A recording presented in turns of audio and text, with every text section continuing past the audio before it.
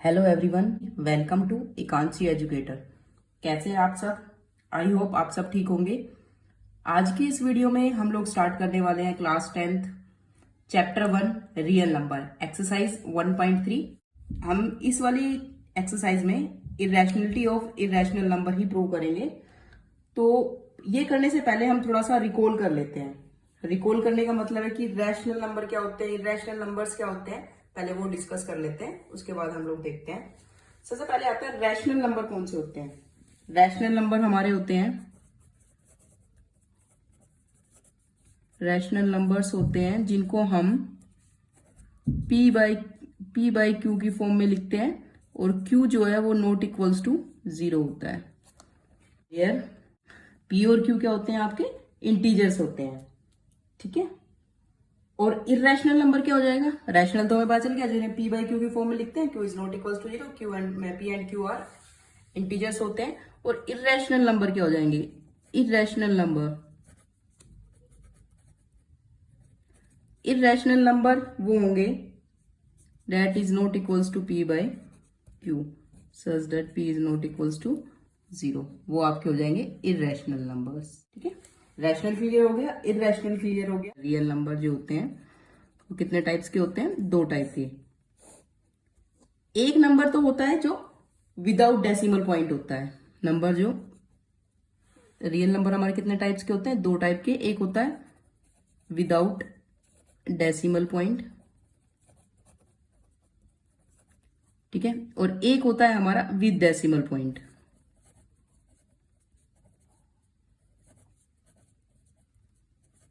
ठीक है।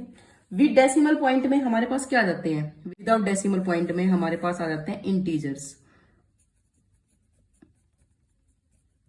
Integer numbers.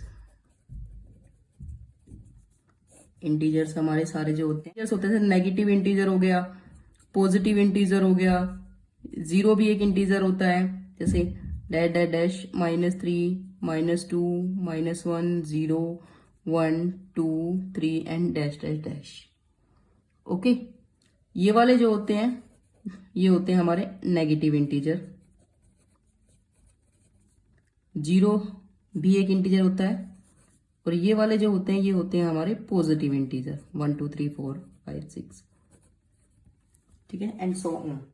Positive integers को हम क्या बोलते हैं? Natural number. ओके, इन्हीं को हम काउंटिंग भी बोलते हैं, जो हम लोग सीखते हैं बचपन से। इन्हीं को क्या बोलते हैं? काउंटिंग नंबर भी बोलते हैं, ठीक है। नेचुरल नंबर विद 0 मतलब यहां से लेके यहां तक, मतलब इधर 0 से स्टार्ट हो जाएगा तो ये क्या बन जाएगा? होल नंबर बन जाएगा, ठीक है। तो नेचुरल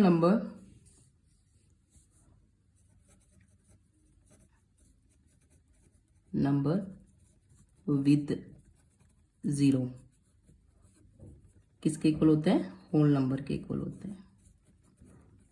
ये सारा हम पहले पढ़ चुके हैं। अब हमारे पास आते हैं डेसिमल पॉइंट वाले। ओके, वे 3 टाइप के होते हैं वो हमारे पास। एक होते हैं टर्मिनेटिंग, ठीक है, जो टर्मिनेट हो जाते हैं थोड़ी दूर जाने के बाद ही, मतलब थोड़ी दूर डिवाइड करने के बाद थोड़े टाइम के बाद टर्मिनेट हो जाते हैं। एक होते हैं non terminating,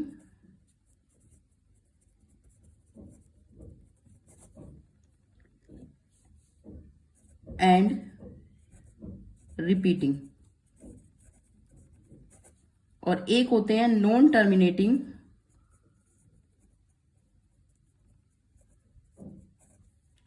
and non repeating.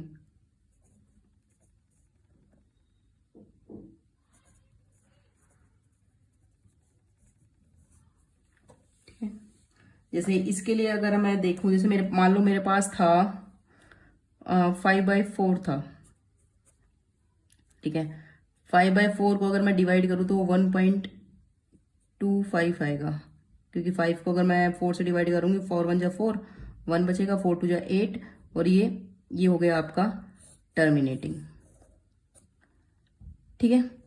Non terminating and repeating में हमारे पास कैसे आता है? जैसे मान लो मेरे को 10 को डिवाइड करना है 3 से, तो हो जाएगा 3.3333 एंड सो ऑन।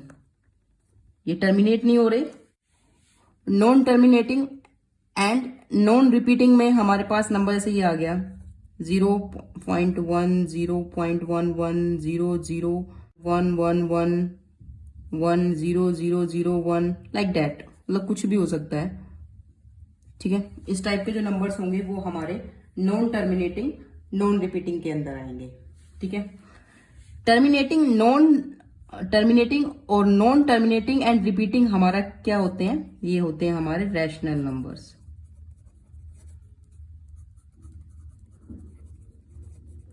और जो non terminating and non repeating होते हैं, non terminating and non repeating, ये हमारे होते हैं इररेशनल नंबर। ये कौन से होते हैं, इररेशनल नंबर्स। ठीक है, इनके अंदर किस टाइप के नंबर आएंगे, इसके अंदर इररेशनल नंबर्स में हमारे पास लाइक दैट आ गया √2 √3 √4 √5 √4 नहीं सॉरी √3 √5 4 नहीं आएगा क्योंकि 4 तो 2 बन जाएगा ना, √5 एंड सो ऑन। ठीक है, इसी में ही आपके आते हैं पाई। पाई भी आपका इररेशनल नंबर होता है।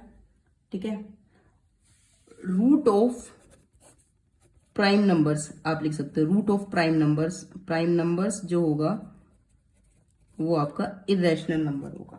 अगर एक रैशनल नंबर को हम इररेशनल नंबर में प्लस करते हैं तो हमेशा क्या आता है, एक इररेशनल नंबर आता है। एक रैशनल नंबर को अगर इररेशनल में से माइनस करते हैं तो वो भी हमारे पास क्या आएगा, इररेशनल आएगा। एक इररेशनल में से अगर हम रैशनल को माइनस करते हैं तो भी हमारे पास इररेशनल आएगा। अगर एक रैशनल नंबर को इररेशनल नंबर से मल्टीप्लाई करते हैं तो भी हमारे पास इररेशनल आएगा। दो इररेशनल नंबर को अगर हम मल्टीप्लाई करते हैं देन मे और मे नॉट बी इररेशनल। ठीक है, इनका एक एग्जांपल ले लेते हैं। जैसे मान लो रैशनल नंबर हम ले लेते हैं, रैशनल नंबर हमने ले लिया 3 प्लस √2। ओके, यहां पे 3 माइनस √2 3 माइनस √2। इररेशनल मान लो हमने ले लिया √3 माइनस 4। यहाँ पे रैशनल इंटू इररेशनल, रैशनल मान लो हमने लिया 2 और इररेशनल हमने लिया 3, 2√3। और इररेशनल इंटू इररेशनल जैसे हम लोग करते हैं, मान लो हमने किया √3 इंटू √3 तो वो क्या आ गया 3। ये क्या होता है, ये तो रैशनल होता है। आप कहोगे 3 रैशनल कैसे हो गया, 3 रैशनल ऐसे हो गया क्योंकि ये इसको हम 3/1 लिख सकते हैं ना, 3/1, तो ये p/q की फॉर्म में हो गया और q आपका 0 के इक्वल नहीं है। ठीक है, तो ये आपका क्या बन जाएगा, रैशनल हो जाएगा। क्योंकि जितने भी आपके इंटीजर्स होते हैं, all integers are rational number, all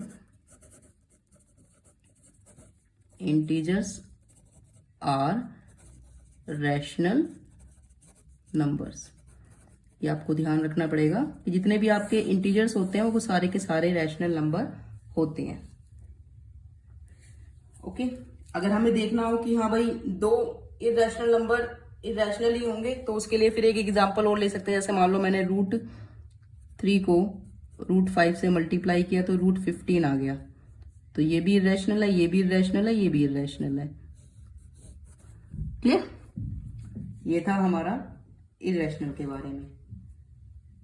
irrational number में देखो, इररेशनल नंबर की सबसे बड़ी पहचान यही होती है, जो इररेशनल नंबर्स होते हैं, इररेशनल नंबर्स जो होते हैं that is not equals to p/q form में एंड q आपका 0 के इक्वल नहीं होता। मतलब जिन नंबर्स को हम p/q की फॉर्म में नहीं लिख सकते वो नंबर्स हमारे इररेशनल नंबर होते हैं। जैसे अगर हम बात कर लेते हैं √25 अपॉन √36 की बात करते हैं, √25 का 5 हो गया, इसका 6 हो गया, तो ये नॉट इररेशनल हो गया।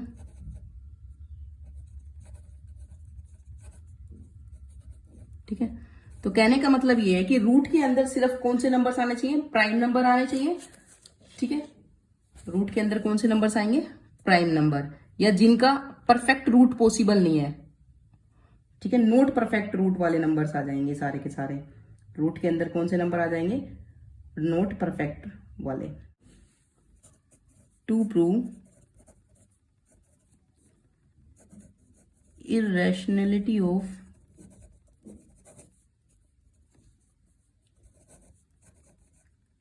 irrational number, हमें क्या करना पड़ेगा, एक थ्योरम करनी पड़ेगी। पहले देख लो थ्योरम क्या कहती है।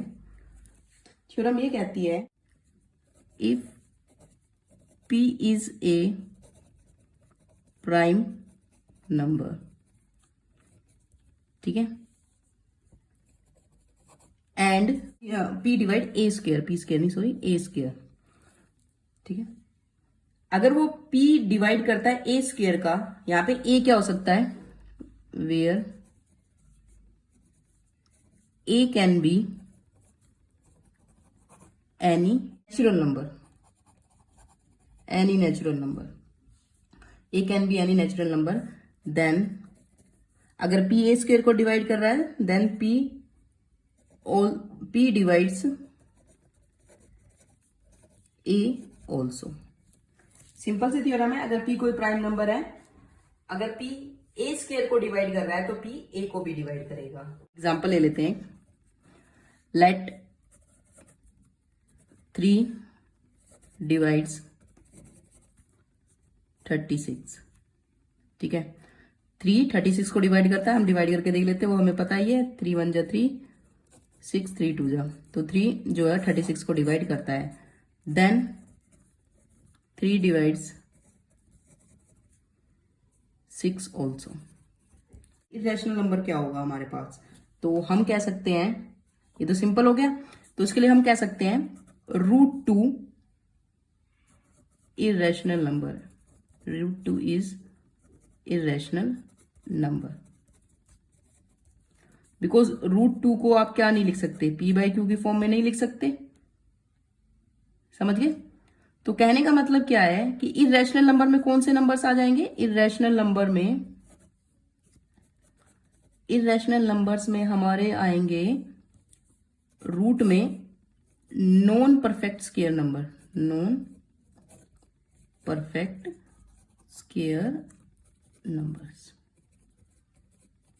ठीक है, या फिर हम बोल सकते हैं इसी में ही आपके रूट ऑफ प्राइम नंबर भी आ जाएगा।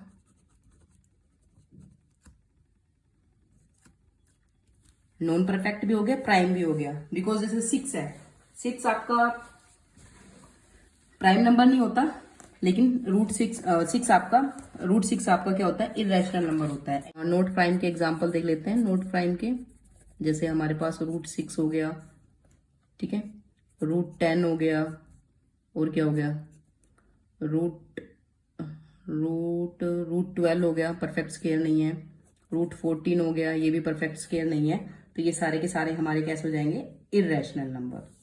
√2 को इरेशनल प्रूव करना है। √2 को इरेशनल प्रूव करने के लिए हम इसमें, मतलब इस टाइप के जो क्वेश्चंस होते हैं उसको सोल्व करने के लिए हम लोग मेथड ऑफ कॉन्ट्राडिक्शन यूज करते हैं। कौन सा मेथड यूज करते हैं, method of contradiction. Method of contradiction में क्या होता है, मेथड ऑफ कॉन्ट्राडिक्शन में होता है कि हम एज्यूम करके चलते हैं और लास्ट में जाके हमारी जो एजम्पशन है वो रॉन्ग हो जाती है। मतलब हम जैसे √2 इरेशनल है, हम इसको लेके चलेंगे √2 रैशनल है, एंड में जाके देखेंगे √2 तो रैशनल आया ही नहीं, तो हमारी एजम्पशन जो है वो रॉन्ग हो जाती है, तो फिर हम उसको फाइनल स्टेटमेंट में लिख देते हैं √2 इज इरेशनल, सिंपल सा। तो हम लेके चलते हैं, क्योंकि मेथड ऑफ कॉन्ट्राडिक्शन यूज करना है, तो हम इसमें लेके चलेंगे लेट √2 इज रैशनल।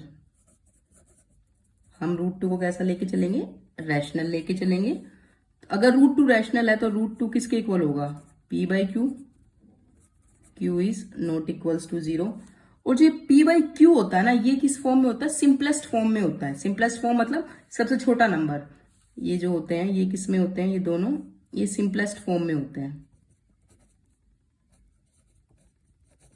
पहले मैं आपको सिंपलेस्ट फॉर्म बता देती हूँ क्या होती है। जैसे मान लो हमारे पास कोई नंबर था, हमारे पास है नंबर 7/49 फॉर एग्जाम्पल, ठीक है।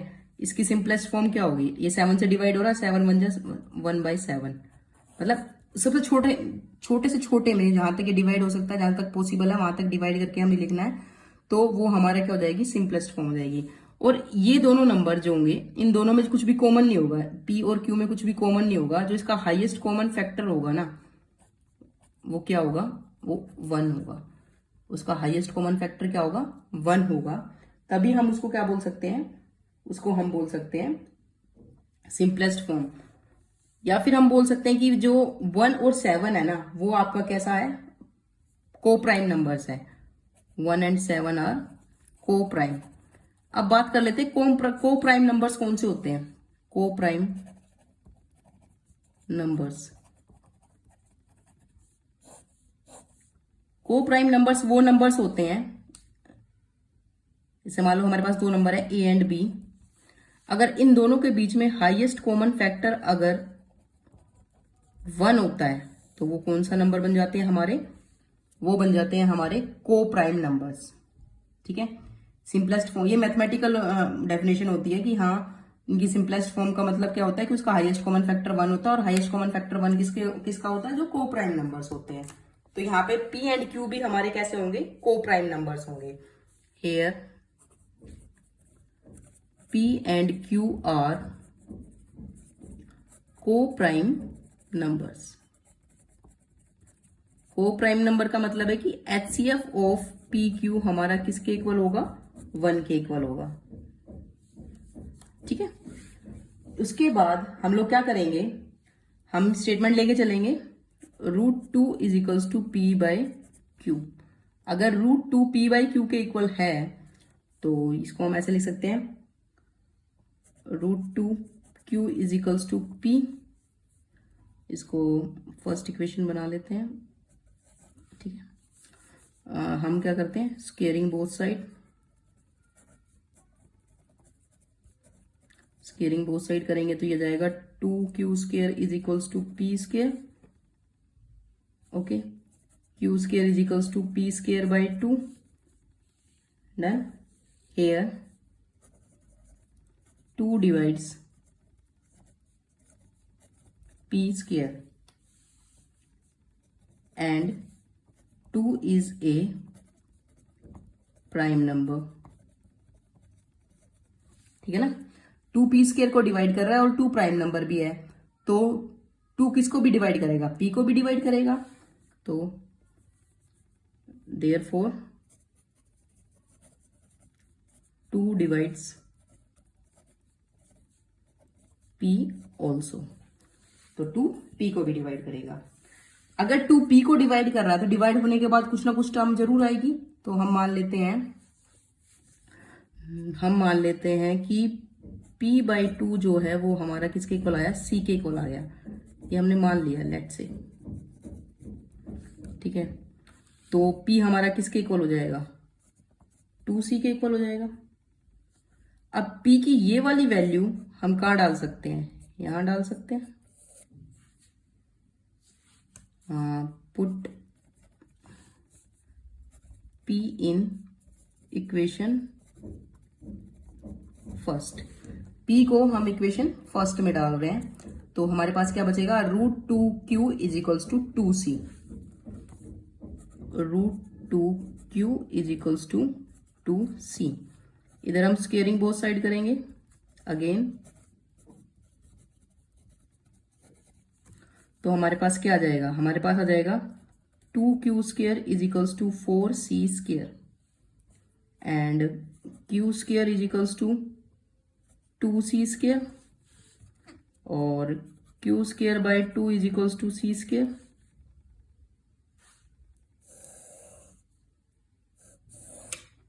ठीक है, तो इसका मतलब क्या होगा, 2 किसको डिवाइड करेगा, q² को डिवाइड करेगा। अगर 2 q² को डिवाइड करेगा तो इसका मतलब 2 जो है वो किसको भी डिवाइड करेगा, q को भी डिवाइड करेगा, क्योंकि 2 जो है प्राइम नंबर है। अगर कोई प्राइम नंबर अगर किसी नंबर के स्क्वायर को डिवाइड करता है तो उस नंबर को भी डिवाइड करता है। तो आप लिखोगे देयरफॉर, आप लिख सकते हो इट मीन्स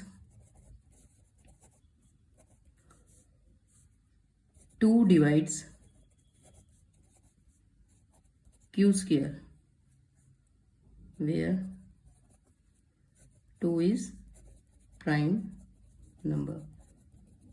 तो therefore 2 divides q also. ठीक है, 2 अब q को भी डिवाइड करेगा. अगर 2 q को भी डिवाइड कर रहा है तो q बाई 2 किसी नंबर के इक्वल होगा. फॉर एग्जाम्पल वो मैंने मान लिया d. लेट्स से ये हमने क्या मान लिया, d मान लिया. तो q हमारा किसके इक्वल आ गया, 2d के इक्वल आ गया. लेकिन एक स्टेज ऐसी थी जब हमारा, यहां पर देखो, एक स्टेज ऐसी है जब हमारा q 2d के इक्वल है और p हमारा 2c के इक्वल है. p हमारा किसके इक्वल है, 2c. तो इन दोनों में ये 2 क्या हो गया, ये तो कॉमन हो गया. अगर कॉमन हो गया तो p q कैसे नहीं रहेंगे, प्राइम नंबर्स नहीं रहेंगे, को प्राइम नंबर नहीं रहेंगे. We have given P and Q are co-prime numbers. P and Q co-prime numbers हैं तो उनका HCF जो है वो क्या होगा, 1 होगा. लेकिन यहां पर क्या आया है, यहां पर जो हमारा P और Q है इन दोनों में जो कॉमन आया वो क्या आया है, 2 आया है. तो वी हैव रॉन्ग एजम्पशन. तो हम एक स्टेटमेंट लिख लेते हैं, we have wrong assumption that √2 is rational. ठीक है, अब जो हमने माना था कि हाँ भाई √2 रैशनल है वो रॉन्ग हो गया है. तो फाइनली क्या बचा, फाइनली यही बचा कि √2 कैसा होगा हमारा, इर्रेशनल होगा. Therefore √2 is irrational. सिंपल, बिल्कुल सिंपल सा कंसेप्ट है. ठीक है, आई थिंक आपको क्लियर हो गया होगा. एग्जाम्पल नंबर 9 गिवन है, prove that √3 is irrational. Prove that √3 is irrational. तो उसके लिए हम लोग क्या करेंगे, उसके लिए हम सेम ही लेके चलेंगे, अपना मेथड ऑफ कॉन्ट्राडिक्शन ही यूज करेंगे. Method of contradiction,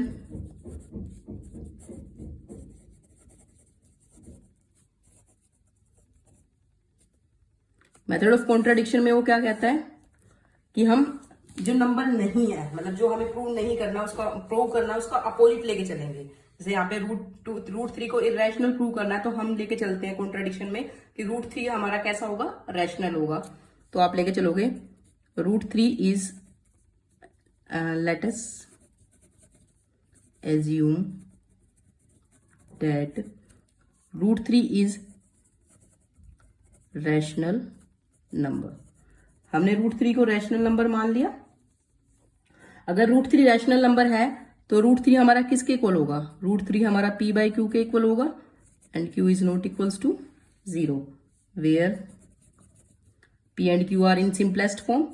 p and q are coprime लिख लेते हैं, सिंपलेस्ट की बजाय मैथमेटिकल लैंग्वेज में को प्राइम लिख लेते हैं. को प्राइम का मतलब क्या है कि HCF of p and q किसके इक्वल होगा, 1 के इक्वल होगा. ये हमारा को प्राइम हो गया. ओके, अब सेम स्टेप फॉलो करेंगे, q को इधर मल्टीप्लाई करेंगे. q √3 हमारा किसके इक्वल आ गया, p के. अब स्केयरिंग बोथ साइड करते हैं. स्केयरिंग बोथ साइड करने के बाद हमारे पास क्या बचेगा, q square into 3 is equals to p square. q square किसके इक्वल हो जाएगा, p square by 3. As 3 divides p square and 3 आपका प्राइम नंबर है तो देन 3 डिवाइड्स p ऑल्सो. अगर 3 p को डिवाइड कर रहा है तो p बाई 3 किसके इक्वल होगा, p बाई 3 हमारा किसी और नंबर के इक्वल होगा. फॉर एग्जाम्पल से मैंने मान लिया c के इक्वल है तो p हमारा किसके इक्वल आ गया, 3c के इक्वल आ गया. तो ये आपकी फर्स्ट इक्वेशन बना लेते हैं. यहां पर हम p पुट कर देते हैं. पी पुट करने पर हमारे पास आएगा Q root three, Q into root three is equals to 3c। Squaring कर लेते हैं, squaring both side. Squaring both side करने पे हमारे पास क्या आ जाएगा, Q into three is equals to 9c square, Q square, Q square is equals to 3c square and c which implies c square is equals to Q square by 3। इसका मतलब क्या होगा, इसका मतलब होगा कि 3 जो है वो क्यू स्केयर को डिवाइड कर रहा है। अगर 3 क्यू स्केयर को डिवाइड कर रहा है तो इसका मतलब 3 जो है वो क्यू को भी डिवाइड करेगा। सिंपल हम लिख देते हैं which implies 3 divides, which implies 3 divides q square, then 3 divides q also। ठीक है, 3q को भी डिवाइड करेगा, तो इसका मतलब हम लेके चलते हैं कि q बाई 3 हमारा किसके इक्वल हो गया, d के इक्वल हो गया। तो q हमारा किसके इक्वल आ गया, 3d के इक्वल आ गया। ठीक है, देखो यहाँ पर p हमारा 3c के इक्वल था और Q हमारा 3D के इक्वल आ गया है। तो इसका मतलब क्या हो गया, 3 दोनों में कॉमन हो गया। तो आप लिख सकते हो we have P is equals to 3C and Q is equals to 3D। यहाँ पर ये क्या हो गया, कॉमन। तो इसके according to it HCF of P Q हमारा किसके इक्वल आ गया, 3 के इक्वल आ गया। But P and Q are को प्राइम। ठीक है, highest common factor of P Q हमारा किसके इक्वल होना चाहिए, 1 के। तो इसके अकॉर्डिंग हमारा क्या हो गया, ठीक है, इसके अकॉर्डिंग हमारा ये हो गया कि P and Q are not को प्राइम। तो जो हम एज्यूम करके चले थे, जो स्टार्टिंग में हम लेके चले थे, वो अजम्पशन हमारी क्या हो गई, रॉन्ग हो गई। ठीक है, तो आप इसके लिए स्टेटमेंट लिख सकते हो, so our assumption is wrong that √3 is rational. अगर हमारी अजम्पशन रॉन्ग हो गई है तो फाइनली क्या बचेगा, मतलब जो हमने माना था वो गलत है। अगर वो रैशनल नहीं है तो इररैशनल होगा। तो हम स्टेटमेंट उसके लिए क्या लिख देंगे, देयरफॉर √3 इज इररैशनल। बहुत ही सिंपल सा कंसेप्ट है। एग्जाम्पल नंबर 10 में क्या दिया हुआ है, एग्जाम्पल नंबर 10 में हमें दिया हुआ है 5 माइनस √3 इज इररैशनल।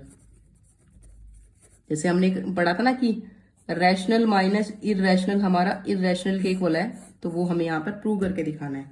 तो उसको प्रूव करने के लिए हम लोग क्या करेंगे, वही मेथड ऑफ कॉन्ट्राडिक्शन यूज करेंगे। Method of by using method of contradiction. Method of contradiction में हम लोग क्या करेंगे कि हम मान के चलेंगे 5 माइनस √3 हमारा किसके इक्वल है, P बाई क्यू के इक्वल है। मतलब हम मान लेते हैं लेट 5 माइनस √3 इज रैशनल। ठीक है, अगर ये रैशनल नंबर है तो ये P बाई क्यू के इक्वल होगा। P बाई क्यू के इक्वल होगा where P and Q are coprime number. ठीक है, ओके। अगर को प्राइम नंबर है तो इसका मतलब क्या होगा, HCF of P and Q क्या होता है, 1 होता है। ओके, अब इस स्टेटमेंट के अकॉर्डिंग अगर हम इसको लेके चलें तो ये इसको P बाई क्यू को इधर शिफ्ट कर लेते हैं, √3 को उधर शिफ्ट कर लेते हैं। तो 5 minus P by Q is equals to √3। ये कैसा नंबर है, इररैशनल। अभी थोड़ी देर पहले हमने प्रूव किया था, as we know that √3 is irrational. ठीक है, और यहाँ पे P अगर हम इसको सोल्व करते हैं तो 5Q minus P upon Q, is rational. क्या कभी एक रैशनल नंबर इरेशनल के इक्वल नहीं हो सकता है? हम नहीं हो सकता ना, तो हम क्या लिखेंगे? As rational can't be equals to irrational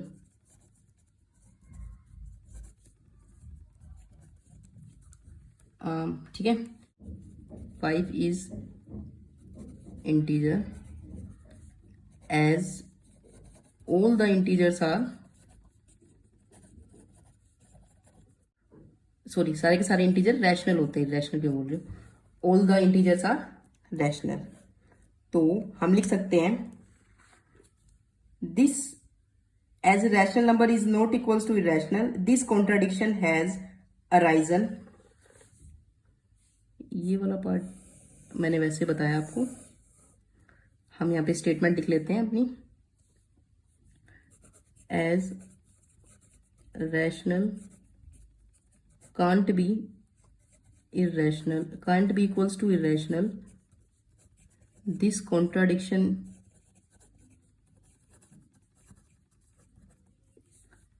has arisen due to our assumption। क्या अज्यूम किया था हमने? That 5 minus root 3 is rational, 5 minus root 3 is rational. ठीक है। अच्छा, अब ये रैशनल नहीं है तो फाइनली क्या होगा? रैशनल नहीं है तो फाइनली ये हमारा हो जाएगा इररैशनल। तो therefore 5 minus root 3 is irrational. Simple. Okay. हमारे एग्जाम्पल नंबर 11 क्या आता है?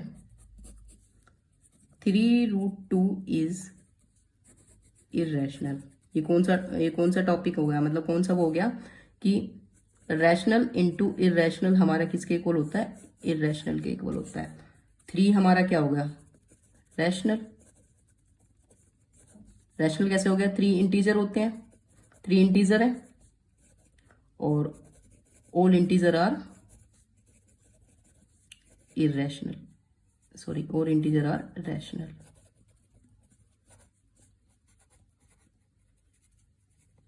कन्वर्स में और मे नोट बी ट्रू, कि हाँ कि सारे के सारे रैशनल नंबर इंटीजर होते हैं, ये कन्वर्स है, हो सकता है ट्रू हो ना हो, डिपेंड करता है। ठीक है। तो इसके लिए भी हम लोग क्या यूज करेंगे? Method of contradiction. Method of contradiction में देखो क्या कहता है कि हम मान के चलते हैं, लेट अस एज्यूम, हम ये एज्यूम कर लेते हैं डेट √3 इज रैशनल। उल्टा ही मान के चलते हैं। कॉन्ट्राडिक्शन का मतलब ये होता है कि हाँ हम उल्टा मान के चलते हैं और फिर हमने जो एज्यूम किया था वो रॉन्ग हो जाता है, तो फिर हम वापस से लिख देते हैं कि हाँ वो नंबर था जो हमने नहीं माना था। तो √3 किसके इक्वल होगा? p/q के इक्वल होगा। q is not equals to 0 where p and q are coprime numbers होंगे। को-प्राइम नंबर होंगे तो इसका मतलब क्या होगा? को-प्राइम नंबर होंगे तो उनका जो HCF ऑफ PQ होगा वो किसके इक्वल होगा? 1 के इक्वल होगा। ओके। इसके बाद हम लोग क्या करेंगे? नंबर लिखते हैं 3√2 इज इक्वल्स टू p/q। ठीक है। तो यहां से अगर मैं √2 की वैल्यू देखूं तो मेरी क्या आ जाएगी? p/3q। As we know √2 is irrational. ठीक है। हमें पता है कि √2 क्या है? इरेशनल है। p एंड q क्या है? Integer, sorry p and q क्या है? p/q तो आपका है ही रैशनल और 3 क्या है? इंटीजर है और 3 भी आपका क्या हो जाएगा? रैशनल। तो ये पूरा का पूरा ये और ये, क्योंकि 3 क्या है? इंटीजर है। ठीक है, 3 इंटीजर है, तो ये पूरा का पूरा नंबर एंड p/3q आपका क्या बन जाएगा, इज रैशनल। ठीक है, as all integers are rational, क्योंकि अब ये मैं आपको बता ही चुकी हूं। तो हम लिख सकते हैं left hand side √2 which is irrational, और right hand side p/3q which is rational. ठीक है, और हमें पता है कि irrational number can't be equals to rational number, ये भी हमें पता है। तो हम एक स्टेटमेंट लिख देंगे यहां पर, this contradiction has arisen due to, this contradiction has arisen due to our wrong assumption। क्या एज्यूम किया था हमने, डेट 3√2 इज रैशनल।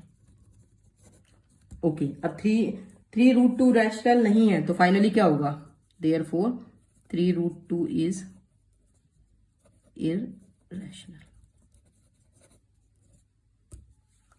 ठीक है,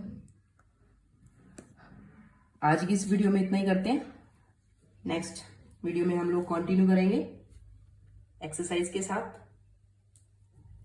सो for more videos keep stay on Ekanshi educator.